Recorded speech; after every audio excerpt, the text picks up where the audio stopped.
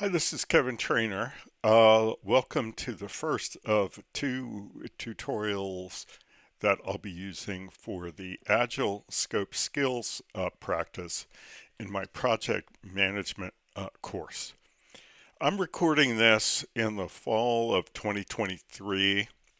Uh, we've changed around the content of this course in the current semester. This is the first time I've taught both project management and systems analysis in the same semester. And there's a lot of things that I've done here to make sure that the content isn't overlapping or only overlaps as much as appropriate. So here on this Agile Scope Skills practice, I'm going to start out with some material here. And I'm going to relate it to the tutorial that I did for this waterfall scope skills practice. And then I'm going to leave you to play a tutorial that I originally created for my systems analysis course. But it's a great tutorial in how to do the scope documents in an agile way. And it really hasn't changed since the last time I recorded it. So I'm going to set it up in video one, which is here, and then in video two, there'll be a mention or two of the systems analysis course, and I'll leave it to you to not get confused over that. Okay? So you'll probably remember that when we were doing the waterfall approach to scope, we looked at two different documents. One was the scope statement, okay? And the example that I did was something from the Schwalbe textbook, but I changed it around. So instead of just a birthday cake, it was Kevin's birthday cake that was going to be shared with the people at the iSchool on my birthday, which is in April, by the way, long time away. Um, and it was going to be kind of the sponsor for the project was my wife, Brooke, and one of the things that I discovered when I did this was that um, it was pretty easy to write a scope statement in the waterfall genre for Kevin's birthday cake project. It all kind of fit in. I was able to get all the requirements in, and I was able to really just really sum it up well. Okay, so that fits well. And what I'm going to do is I'm going to show you how it doesn't fit as well to do the same thing uh, uh, using the Agile documents. Okay, and then we're going to go on and use in the video two, we'll use another example more suited to the Agile approach. Okay, um, because the birthday cake, Kevin's birthday cake, is not an information system, and most of the Agile framework stuff was created for the development of information systems. Not all of it, okay? And I just think that this is, whereas the birthday cake fit well into the scope statement, it's not going to fit as well into the things for Agile, okay? And then the other document that we created was a work breakdown structure for Kevin's birthday cake. And that fit in really well too. Okay. So we had the cake, we had the frosting, we had the fillings, we had the greeting, right? And then we have four layers of cake alternating, one chocolate, one vanilla, and it was pretty good for us to be able to even specify some of the requirements, like it should be baked with butter and King Arthur cake flour. They really fit very well into this work breakdown structure framework. Okay? And I think that they fit well in here for two reasons. One, it's the product of the project is physical, it's material. Okay, so it's easy to describe the material parts. Okay. Um, Also, we have this idea when you look at the project scope statement, we're intending to purchase this. Um, this kind of waterfall approach works particularly well for purchasing things. Okay, you're going to define it very well up front. Okay, and you need to because you're purchasing it and you have to know what's the nature of the purchase.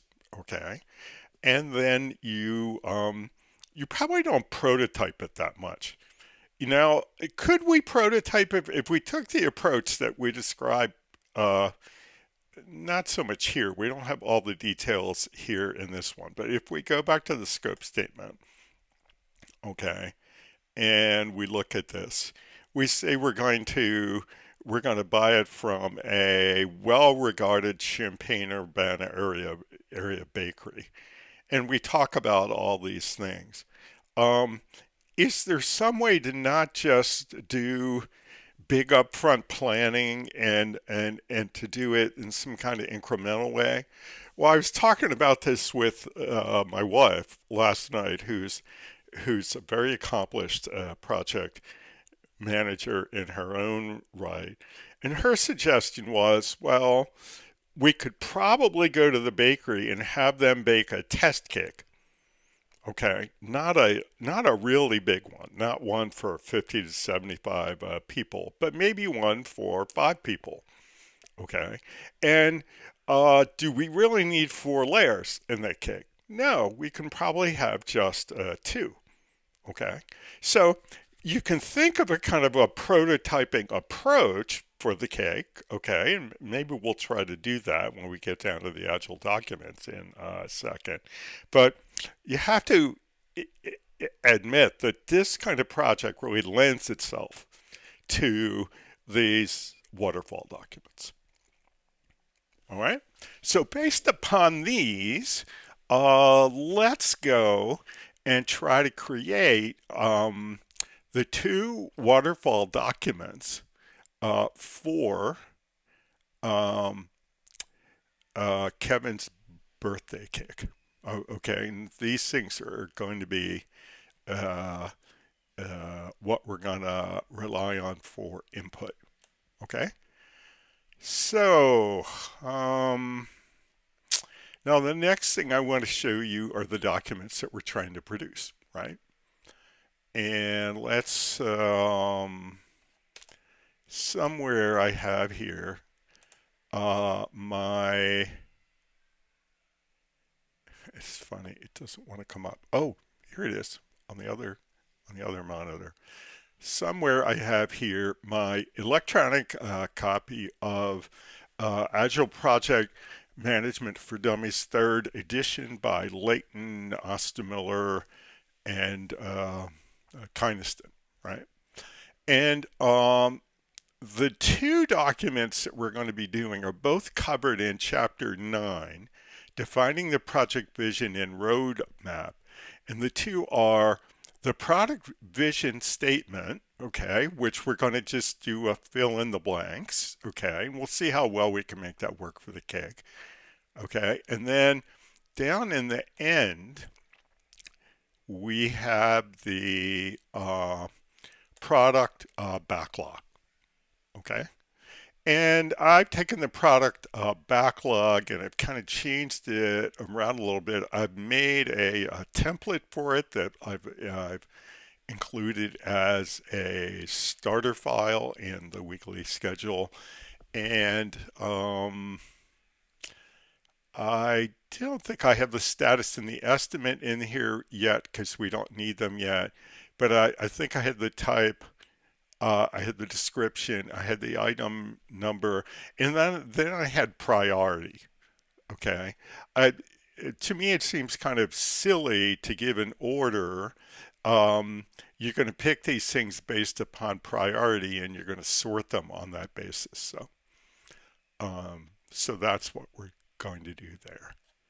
Okay, so let's go, and I'm going to pause. Okay, let me get back to this. I'm going to pause, and I'm going to create a Word document that uh, has this template. Okay, and then I'll be back. Okay.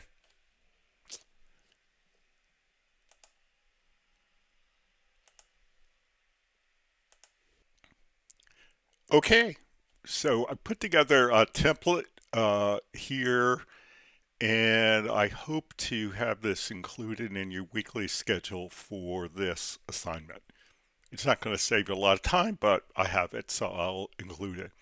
So here's what we want to do. There's more detail on this scope statement. We're going to take some of it from the scope statement, some of it from the WBS, but let's do from the scope statement right now, okay? Okay, so this is, the name of the project is Kevin's Birthday Cake.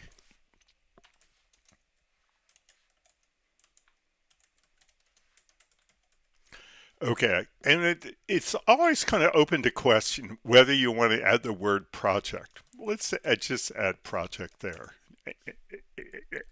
Anyway, so we say for, and here I think we want to talk about who the primary user is in terms of the language that they use in the Scrum version of Agile. Who would be the product owner? And that's probably my wife, Brooke. So let's say for Brooke Trainer, okay, let's put a comma there, uh, who needs, okay, uh, would like to furnish a grand birthday cake to the iSchool for Kevin's birthday. Okay, there's probably a comma there too, right? The product name, I guess this is called Kevin's Birthday Cake,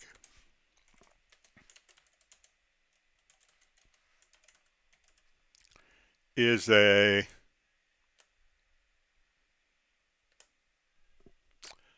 um,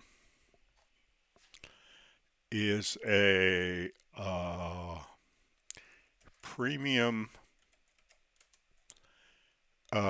bakery made birthday cake. That, okay, and product benefit or reason to buy, um, that will help the students and faculty understand how much they are appreciated. Okay? Because that's a major goal. Okay? If Brooke just wanted to get me a birthday cake, she would, uh, she'd make it at home, right?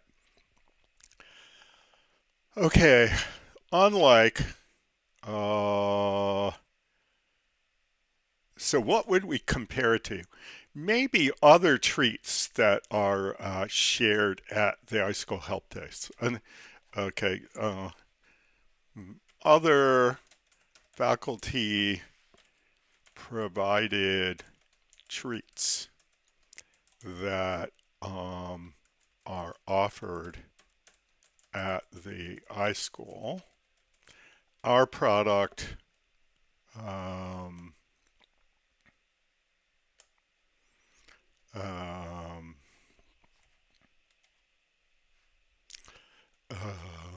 our product. Mm, what are we going to get from it?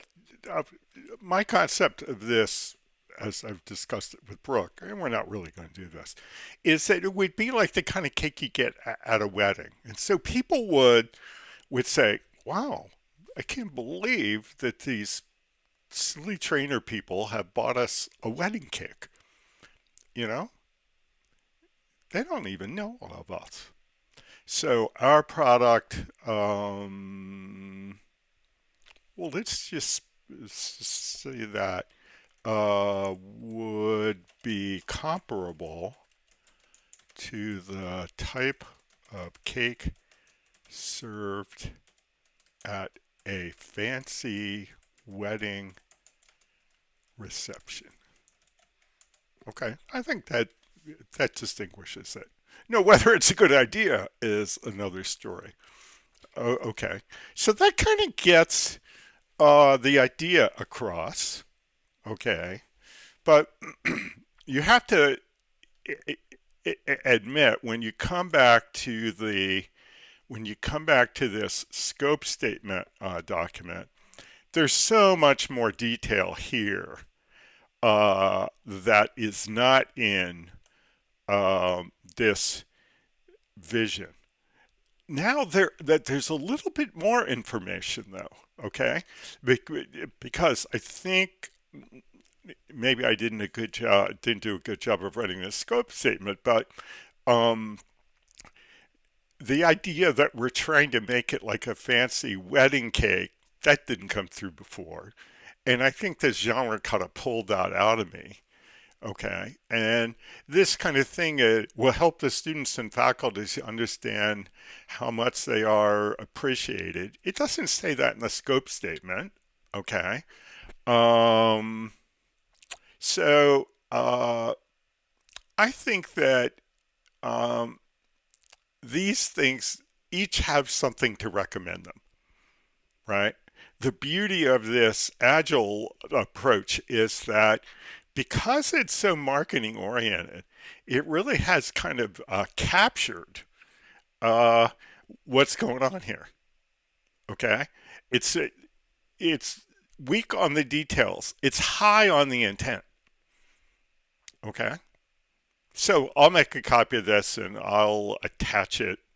So if you want to do this, and then I guess what people would do is to take the lines out of it, right? So um, you would have it read like a real paragraph. Um, yeah, so that we said, oh no, in school, our product would be comparable to when it served at a wedding reception. And that probably should start on its own line. It probably should be something like that, right? So we would save it. We'd probably say this, save as, and this would be sample vision statement for Kevin's birthday cake. All right. So that went pretty well. We didn't get everything that we were looking for. Okay. All right. So how about this backlog? Okay. So let's download the backlog template. Okay. So I'm just going to pause so we don't take up too much time. I'm going to find the backlog template and open it up. Okay. I'll be right back. All right. As promised, I'm back. And here's the template that I promised. So I did include the status in the estimate and the type and the item and the ID and then a priority because I think that that's a good way to organize them. Okay. Um, okay.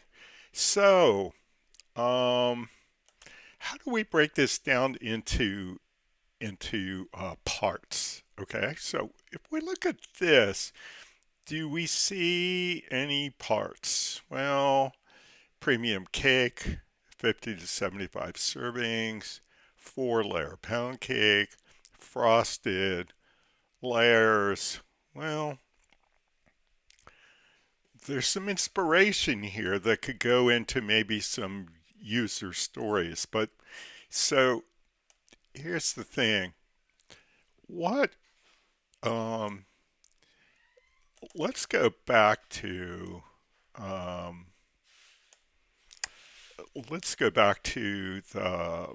the Leighton et al. Book, okay? And so what we're trying to do is we're trying to come up with a backlog. And the backlog typically has user stories and other tasks that support user stories, okay? All right. Now, we haven't really talked about user stories yet, so let's go. I'm trying to think about where we are. I think user stories are in chapter 10. Yeah, so let's just look at a user story. The form is here. So we can make this type a little bigger. No, that's too big. Okay, see how that works.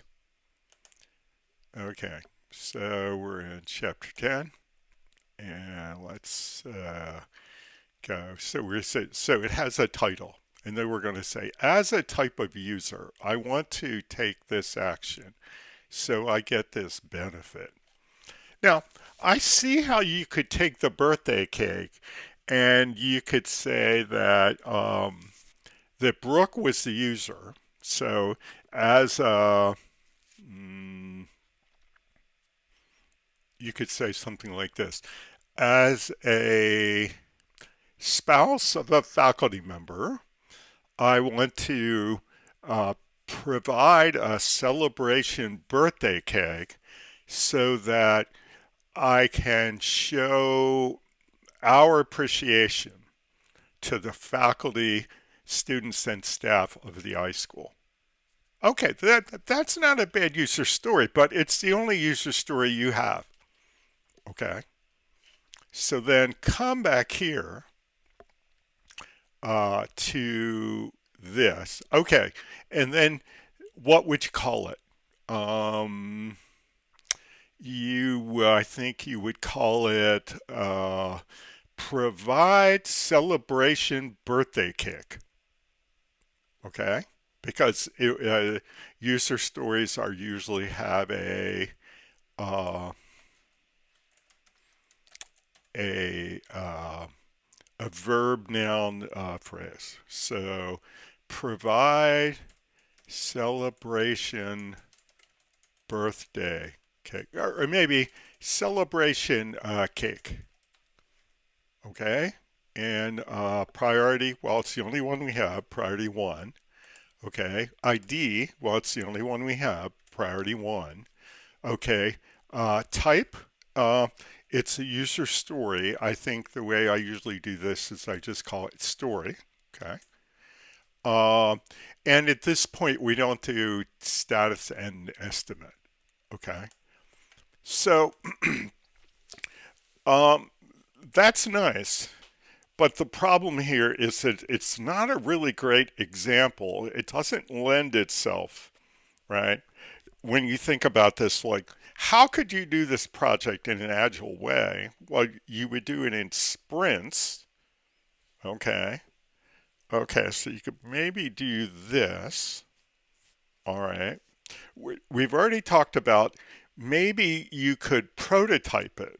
Okay, so maybe you could have a test cake and a real cake.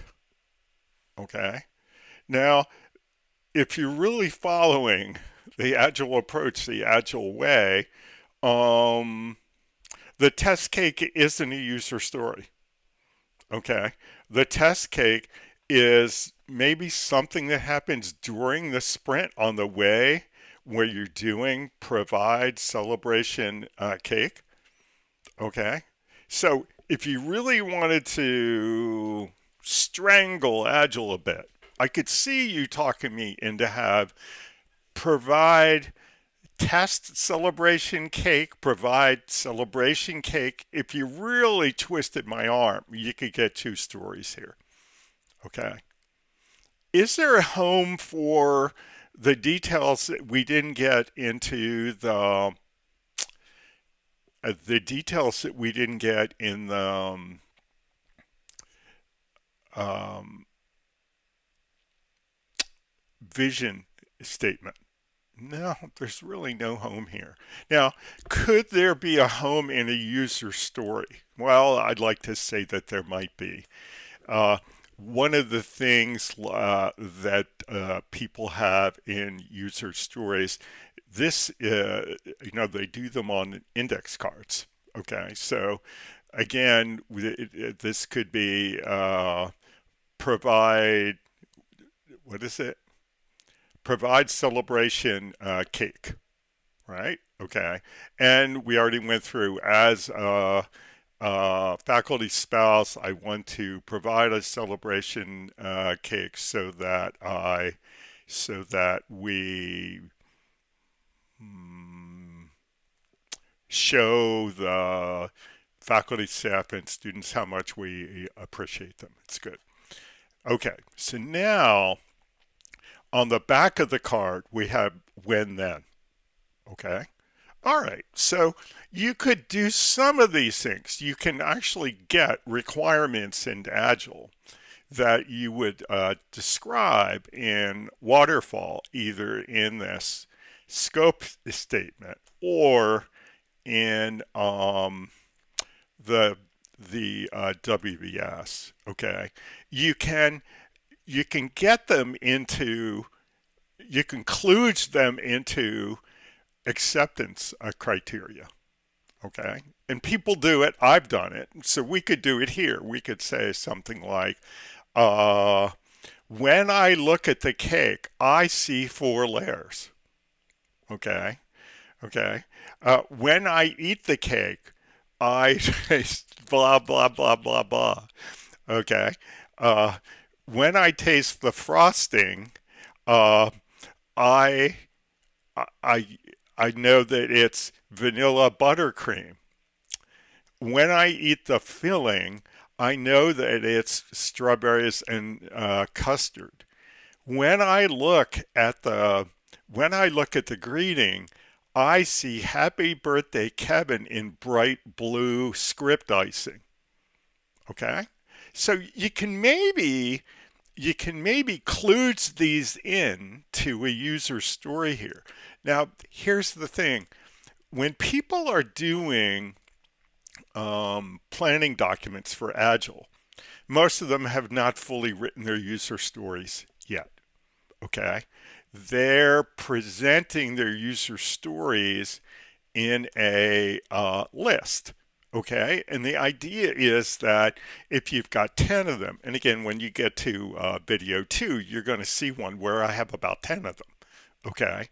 You do get a gist for the size and the scope of what's going on in the project. Okay.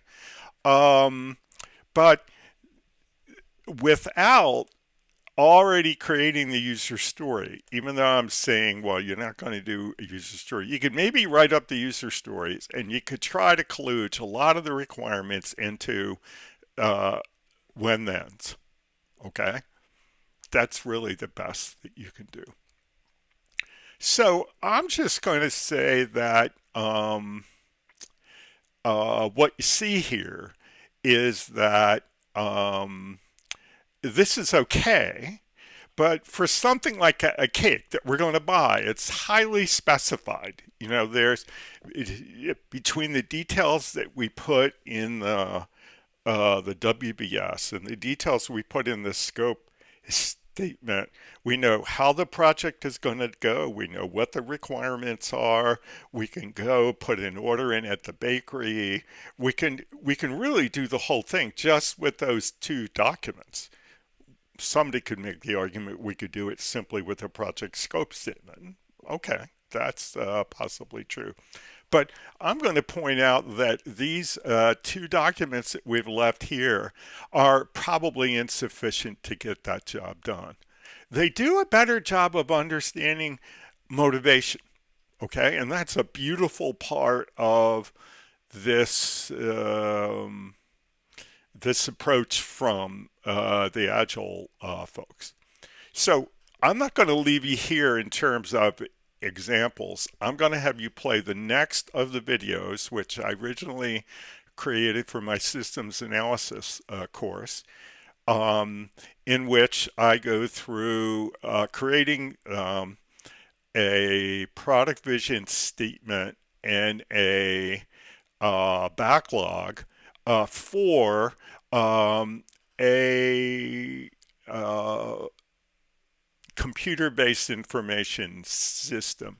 And I think that you'll see how the Agile documents and the Agile approach really lend themselves to that in the way that they don't lend themselves to a cake. And it's not just a cake. I mean, it could be a cake, it could be a home, it could be a garage, it could be a wedding, it could be there are all kinds of highly specified things that don't lend themselves to a kind of prototyping and discovery approach that you might do better to take a waterfall approach to.